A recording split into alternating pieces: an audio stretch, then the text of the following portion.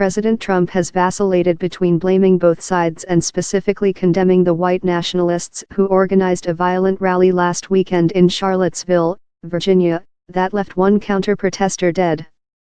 On Tuesday, Trump insisted there were some very good people at the Charlottesville Unite the Right rally, which opposed the removal of a Confederate statue from the city.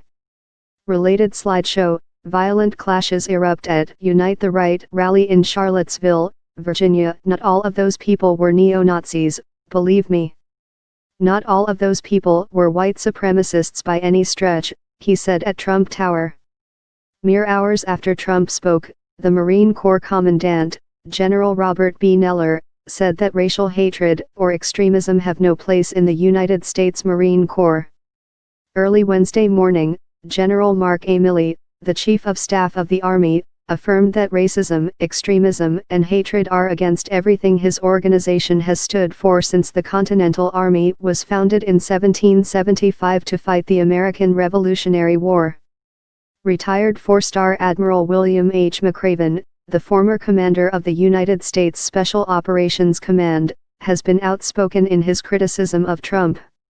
He told NewsPulse News Wednesday, "I have nothing to add to what the commandant and the Army chief said.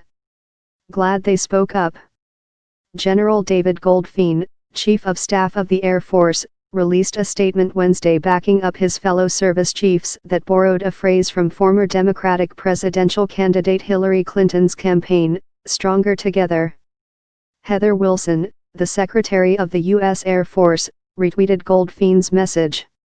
General Joseph L. Leniel, the Chief of the National Guard, said that he stands with his fellow Joint Chiefs in opposing racism and supporting diversity. In the immediate aftermath of the violent clash on Saturday, Admiral John Richardson, the Chief of Naval Operations, released a statement affirming that the Navy will forever oppose intolerance and hatred, and it's not just current or recent military officers who are frustrated with the president's surprisingly restrained critique of Nazism. Americans who lived through World War II refuse allow neo-Nazis to spread bigotry unchallenged.